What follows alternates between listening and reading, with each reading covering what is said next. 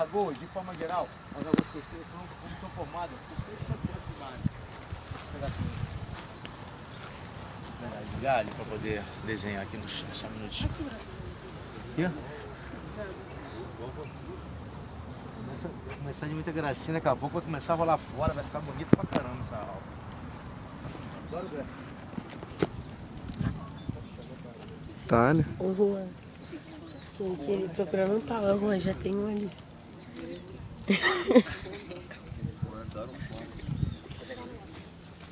Ó, então as lagoas, de forma geral, a gente pode ter três tipos de formação de lagoas costeiras. Sombra.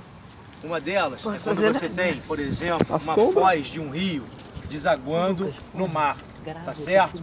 E aí, durante o que nós chamamos de época de transdireção marinha, o mar de vez em quando avança em relação ao continente, então ele caminha em direção ao continente, inunda a água em algumas áreas, e de vez em quando nós passamos por eras geológicas, o mar transgride, ele retorna, ele diminui o seu volume em relação ao continente, é o que nós chamamos de transdireção marinha.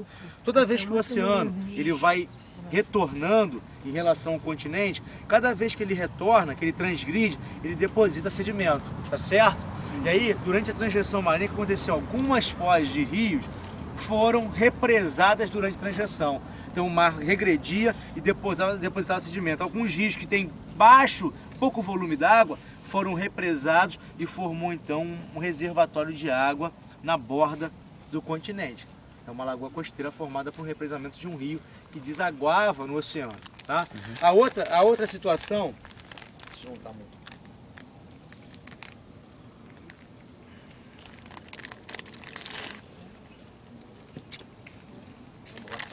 A outra situação é quando você tem a costa, né? A costa e ela é recortada. É o que nós chamamos de uma baía, como a Baía de Guanabara, ou uma enseada, tá joia? E depois continua a costa. Isso é um recorte que a gente tem no continente. De vez em quando também que você tem esse recorte é preenchido por água marinha e quando tem a transgressão marinha, o mar transgride e também deposita sedimento nessa área aqui, ó, fechando a boca dessa antiga baía ou dessa antiga enseada. E a água fica acumulada no interior, e aí você forma então uma lagoa também. De água salgada, né? De água salgada nesse momento inicial. Certo. Mas depois, essa água salgada ela pode sendo perdida e pode passar para um momento que a água fique doce. Tá? Em função da pluviosidade, né? Drenagem de água da sua região de entorno para dentro da lagoa. E aí aumenta muito o nível d'água, de água doce, diminui a quantidade de contribuição de água salgada. E a lagoa, na verdade, não fica de água doce, fica de água salobra, por exemplo. Certo? Tá? Então essa é outra situação, a Lagoa de Maricá. Essa lagoa é essa situação. Você tinha tinha um recorte no continente e aí durante a transgressão marinha foi depositado o sedimento que separou o seu recorte, a sua baía, em relação ao oceano. Qual é a diferença dessa água salobra? Qual a diferença da água salobra? Para o quê? É para água do mar ou água doce? A água do mar ela tem 35 partes por mil, mais ou menos. Isso no Oceano Atlântico, aqui na nossa costa. 35 partes por mil. A água doce é menos do que 0,5 partes por mil. É considerada água doce. Entre 0,5 e 35 partes por mil é chamada a lagoa salobra. Tá joia? Onde a água vai variar entre 0,5 e 35 partes por mil. A outra forma de você ter as lagoas costeiras são o quê? Durante o processo de transgressão, acontece o mar recua e começa a depositar sedimento.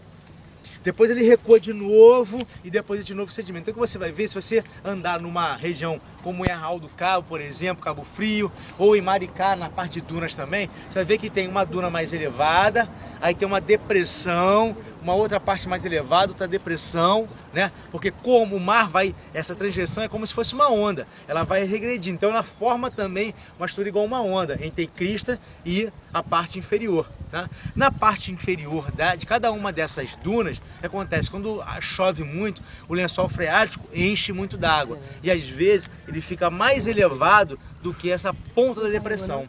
Então você começa a acumular água e a água fica exposta ali. Então você também tem essas lagoas formadas por essa, o quê? Aumento do lençol freático, formando essas lagoas entre dunas.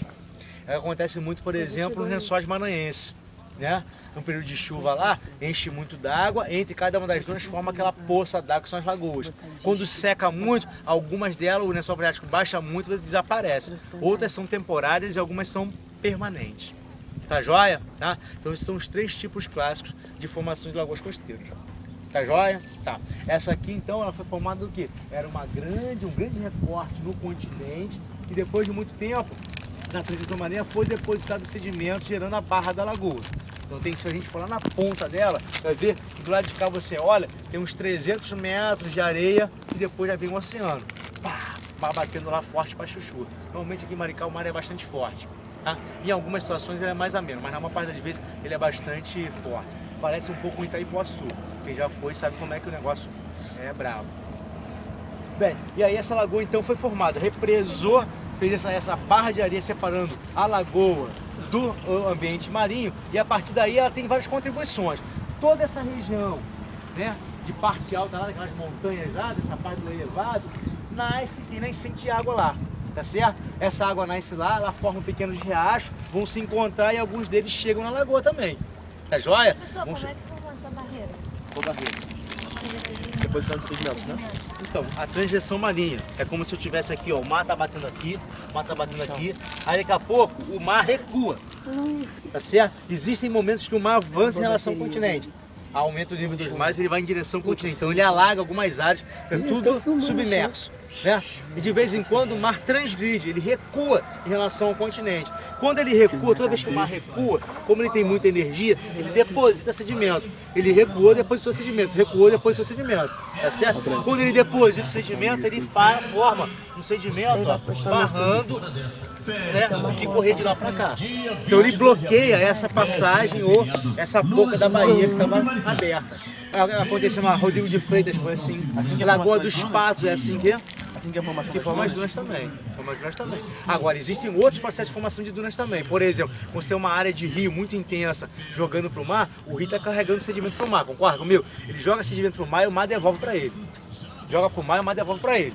Jogou para o mar, o mar devolve para ele. Ninguém quer ficar aquela porcaria, tá certo? Isso vai formando o quê? Área e zona de deposição de sedimento. É como as lençóis maranhenses, por exemplo, tá certo? Como em algumas regiões, como por exemplo, Farol de São Tomé, né? A Tafona, tá joia? Em que você tem aquelas dunas formadas, porque o rio Paraíba joga sedimento para lá e o mar devolve sedimento para cá. Professor, a Lagoa de Araruama não foi formada como? A Lagoa de Araruama também é um recorte no continente formado por Mas ela tem comunicação com... Então, algumas lagoas... ela é laguna, né? Algumas lagoas ainda têm comunicação esporádica com o mar natural. Quando a lagoa enche muito, a barra de areia não aguenta e daqui a pouco a barra de areia abre naturalmente e comunica a lagoa com o oceano. Outras têm comunicação como a barra de areia está lá, aí como tem um período de ressaca muito intensa, as ondas ficam muito altas e passam por cima da barra e jogam água para dentro da lagoa. Outras são artificialmente. O homem naturalmente vai lá, a lagoa começa a enche demais, então começa a invadir. Quem mora na lateral, o cara vai lá com a enxada ou com um trator na borda da lagoa e abre, a lagoa dá descarga para o mar, sai aquela porrada de água de lagoa, e depois o mar com a maré de Sizígia que vai aumentando, e contribui com o enchimento da lagoa com a água do mar, além da precipitação ou de alguns canais fluviais de água do rio. Tá joia? Tá? E enche. Nesse manejo, algumas prefeituras fazem canais de comunicação direta e permanente, né? Como é o canal do Jardim de Alá, na Rodrigo de Freitas. Né? Aquele canal constante, que está ligando a lagoa direto com o mar. De vez em quando, mas depois é sedimento ali, então o cara tem que limpar. Outros não, são feitos de forma adequada, são bem mais fundos e o tempo inteiro tem comunicação, como por exemplo Saquarema. A Lagoa de Saquarema tem canal direto com o mar. Antigamente não tinha. A lagoa estava totalmente depovoada como essa aqui está, por exemplo, ó, quantidade de alga. Se vocês quiserem pegar, pode pegar. Parece até um fio de cabelo. Isso aqui é alga filamentosa, clorofícia, que a lagoa está o quê? Super eutrofizada. Todo mundo joga esgoto aqui para dentro, meu amigo. Isso aqui vai só acumulando nutrientes. Se acumulando nutrientes, aumenta a produção primária. Aumenta a produção primária, gera uma biomassa muito grande. Mas a biomassa cresce rápido, mas também morre rápido. E aí, ó, morre aqui, ó.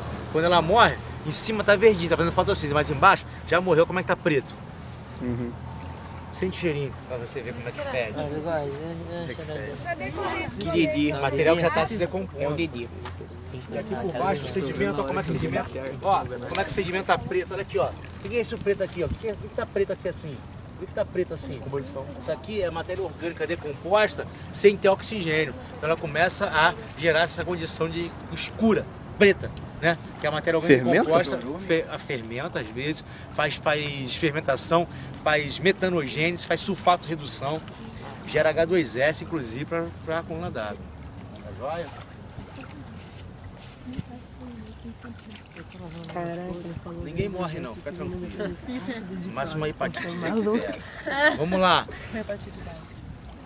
Bem, o que eu estava falando? Então na lagoa. Bem, esse ambiente então foi formado, né? Foi barrado, constituiu então uma reserva de massa d'água. E essa área, esse ambiente está recebendo constantemente, que eu estava falando, do alto dessa serra, sempre tem áreas onde você tem a formação de pequenos riachos. Esse material vai drenar, então a bacia de drenagem toda essa, e esse material vai escoar para dentro da lagoa. Então há uma contribuição também de água doce.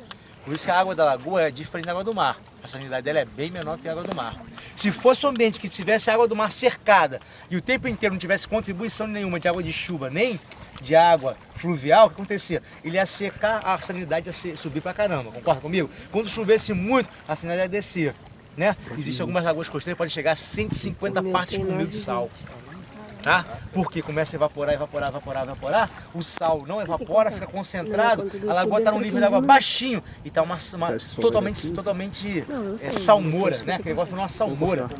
Fica o mar vermelho, tipo o mar morto, por exemplo. Professor, com relação às espécies que vivem nessa água salobra. Então, é o que vai acontecer. Algumas espécies que estão presentes aqui são aquelas espécies que são marinhas, que conseguem viver e se reproduzir na lagoa. Resistente. Então vai continuar lá. E ela consegue acompanhar essa variação de salinidade. Ou espécies de água doce, que também vão chegar nesse ambiente e também suportam essa variação de salinidade. Quem não suportar isso vai ficar de fora. Eu posso afirmar então que tem muito menos espécies do que tanto no rio